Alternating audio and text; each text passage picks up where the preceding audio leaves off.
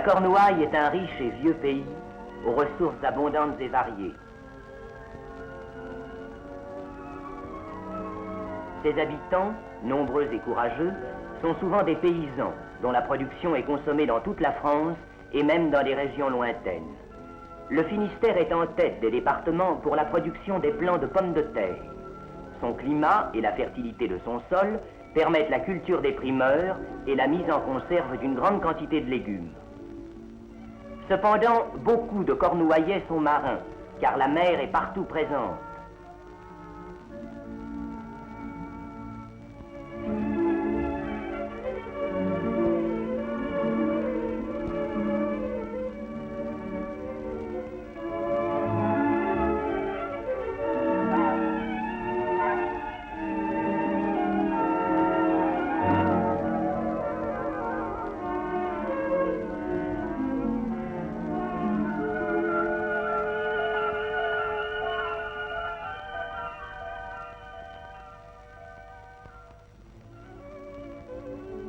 La pêche et les industries qu'elle entraîne tiennent une place très importante dans l'économie régionale. Audierne, Douarnenez, Le Guilvinec et surtout Concarneau comptent parmi les plus grands ports de pêche français.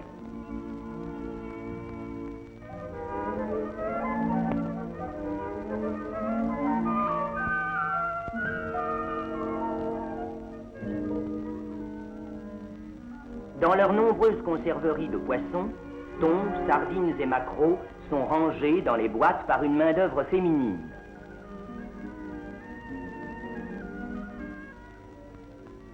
Avec une grande habileté manuelle, les femmes de Cornouailles habillent des poupées aux costumes légendaires. Elles perpétuent aussi la tradition de la broderie bretonne.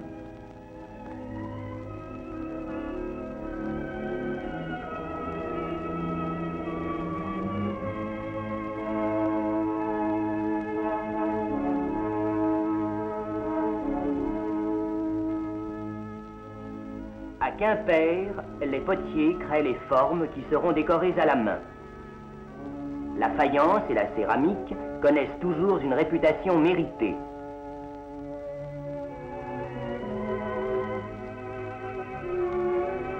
Les sculpteurs perpétuent les motifs traditionnels ou laissent libre cours à leur imagination. La machine, lente et régulière, déroule la fine feuille de papier à cigarette.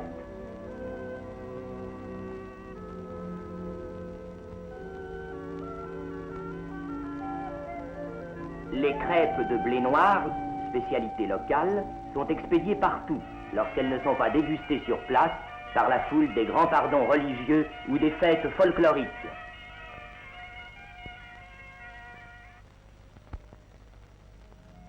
Le Quimpérois se rend à son travail, à l'ombre du mont Frugy, dans les boutiques, bureaux et ateliers qui se pressent sur les rives de l'Odet et du Ster.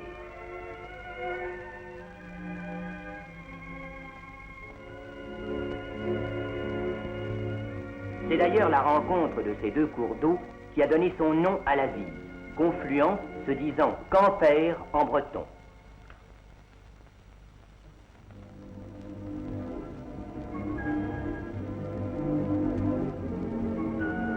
Les jours de marché, toute la cité s'anime pour satisfaire sa clientèle campagnarde.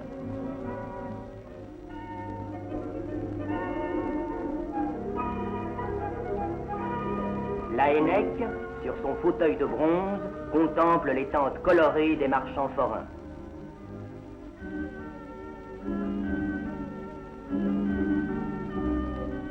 Par la rue Quéréon, on gagne ces autres lieux de rassemblement.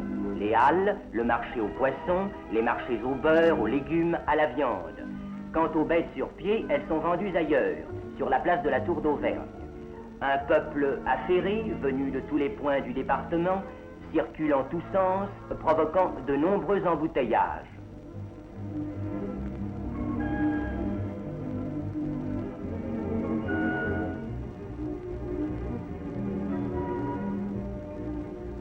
Aux heures de sortie des classes, une masse d'enfants s'échappe des nombreuses écoles et crée l'animation caractéristique des jours sans marché. Si nous examinons l'évolution du peuplement de Quimper et des communes limitrophes au cours du XIXe siècle, nous voyons que la population de la ville n'a cessé de croître, tandis que celle des bourgs voisins restait sensiblement la même. Mais en raison de l'exiguïté de son territoire, Quimper atteint son point de saturation vers 1911. Aussi, à partir de cette date, l'agglomération de fait s'étend de plus en plus sur les territoires de Pénars, Kerfintin et Hergué-Armel.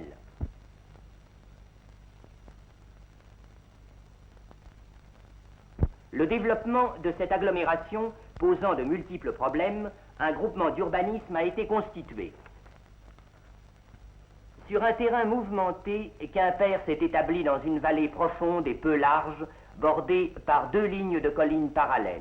3 camps protégèrent la première cité romaine, Civitas Aquilonia.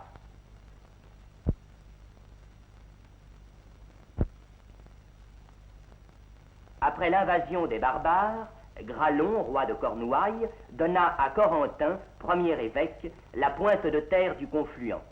Le noyau de la ville nouvelle se développe autour de l'évêché dont Locmaria, première cité du Ve siècle, restera un petit faubourg groupé autour de son église du XIe siècle.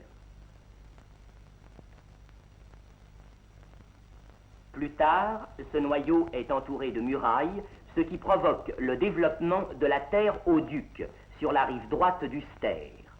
Dénommée Montagne-sur-Odet, la ville devient chef-lieu du Finistère, fonction qui détermine son évolution au cours du XIXe siècle. Dès le début du XXe siècle, tout le territoire urbain est bâti.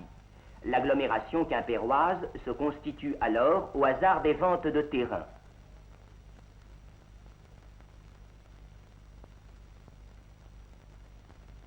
Portant sur l'ensemble de l'agglomération, une enquête de topographie sociale a décelé 8 échelons principaux ou quartiers comprenant au total 44 sous-quartiers. Ces échelons ont été déterminés par un examen attentif des habitudes de vie de la population. Leurs limites ont été tracées à partir des points d'attraction en recherchant les obstacles qui limitent les allées et venues quotidiennes des habitants. Ainsi apparaît dans toute son ampleur la complexité de l'agglomération quimpéroise, dont il faut étudier maintenant les possibilités d'aménagement. Le premier souci est l'alimentation en eau potable. En effet, en raison du relief tourmenté du site, le réseau d'adduction d'eau devra comporter un grand nombre de réservoirs, alimentant 3 étages de distribution. L'étage bas se confondra avec le réseau actuel de la ville, sauf le réseau appelé à desservir Hergué-Armel, les autres étages de haut ou moyen service pourront être alimentés par des adductions gravitaires.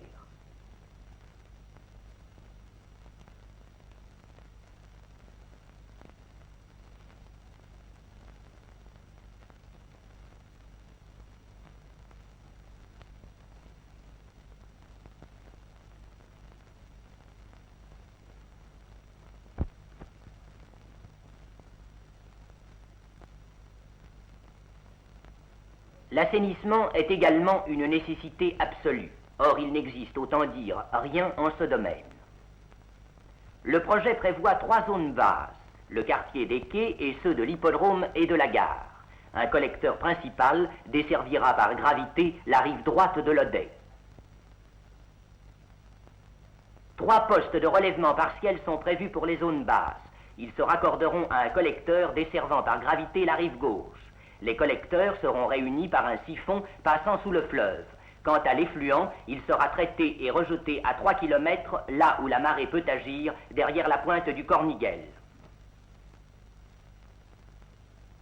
Compte tenu des groupements homogènes existants, de leur répartition sur le site, de la poussée constructive qui se manifeste actuellement et de la possibilité d'assurer ou non la desserte des terrains disponibles par les réseaux d'eau potable et d'égouts, l'organisation des zones résidentielles peut être ainsi prévue.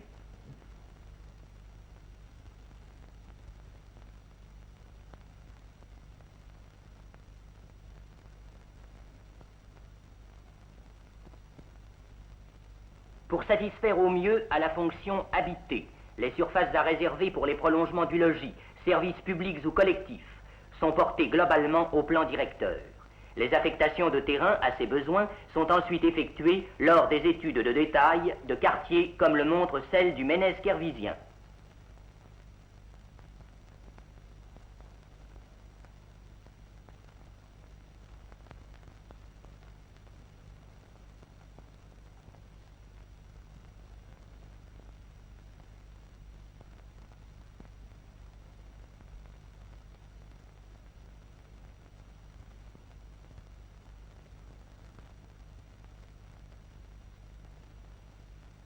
Ce n'est d'ailleurs là qu'un exemple. Sur tout le territoire, le développement des nombreux lotissements est ainsi dirigé.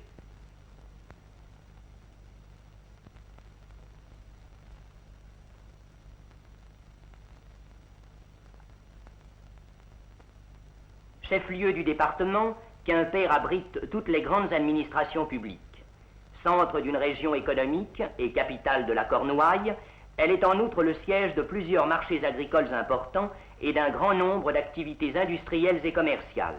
Aussi, il n'est pas d'habitants de cette région qui ne s'y rendent fréquemment pour ses affaires ou ses démarches.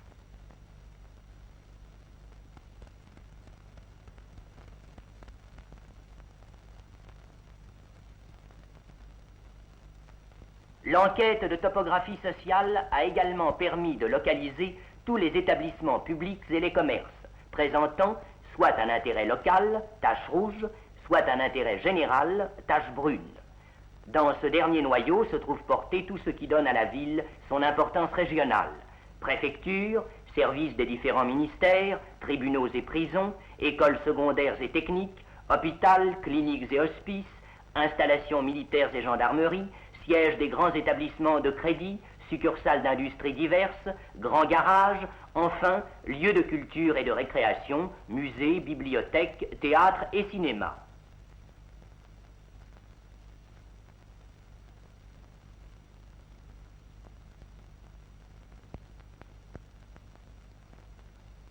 Actuellement, l'agglomération compte peu d'établissements industriels importants.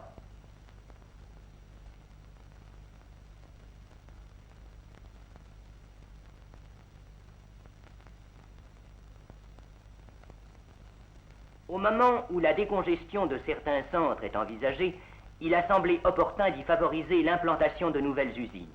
4 secteurs ont été réservés à cet effet. Liés aux possibilités de développement des zones d'habitation, ils sont un gage d'avenir économique. Le plus important de ces secteurs est celui de la pointe du Corniguel, né de la création en cet endroit du nouveau port maritime de Quimper. Il prévoit des emplacements pour des usines d'importance diverses et pour quelques ateliers d'artisans. Sa situation géographique est telle que ces fumées ne gêneront pas les secteurs habités. Quimper connaît une circulation intense. Automobiles légères, camions des grands transporteurs routiers, cars des services de voyageurs, multiples et quotidiens, congestionnent le trafic à l'intérieur de la ville.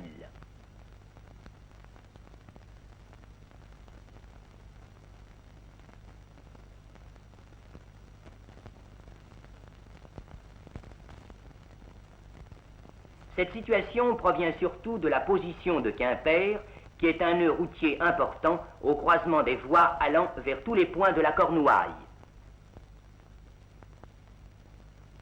Pour remédier à ces difficultés, le projet d'aménagement prévoit des opérations destinées, d'une part, à créer une voie d'évitement reliant la route de Concarneau à celle de Brest, d'autre part, à améliorer le tracé urbain de la route de Lorient à Douarnenez.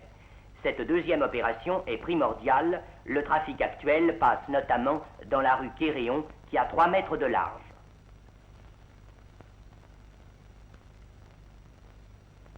La solution proposée est fondée sur le percement d'un îlot et sur l'établissement de sens unique de circulation de chaque côté de l'Odet. Sa situation de plaque tournante, au centre d'une région aux merveilleux paysages et aux traditions séculaires, assure à Quimper une très importante fonction touristique. Son site est déjà par lui-même extrêmement attirant. La grande masse boisée du mont Frugy et les allées calmes de Locmaria y contrastent avec le pittoresque des vieilles maisons qui entourent la cathédrale.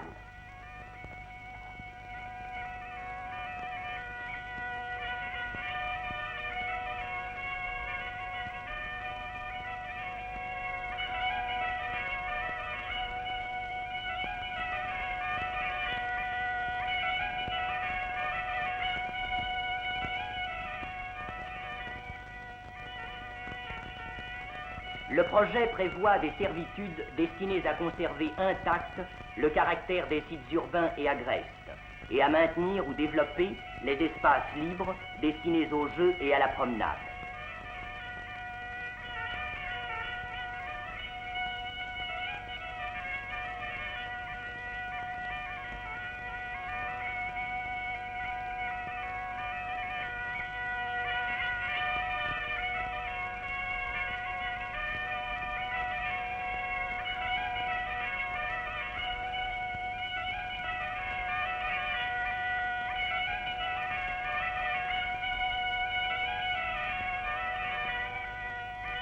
Pour ne pas gâcher l'excursion favorite des Quimpérois et des touristes, la protection des rives de l'Odet est assurée jusqu'à l'embouchure, porte ouverte sur la mer et sur les espoirs économiques.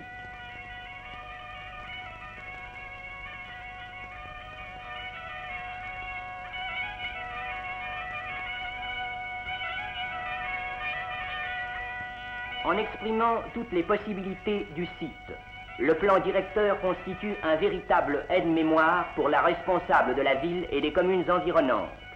Ne précisant que les opérations immédiatement réalisables, il leur laisse toute latitude pour orienter l'aménagement et la mise en valeur de cette cité remarquable par l'aménité et la gaieté de ses habitants.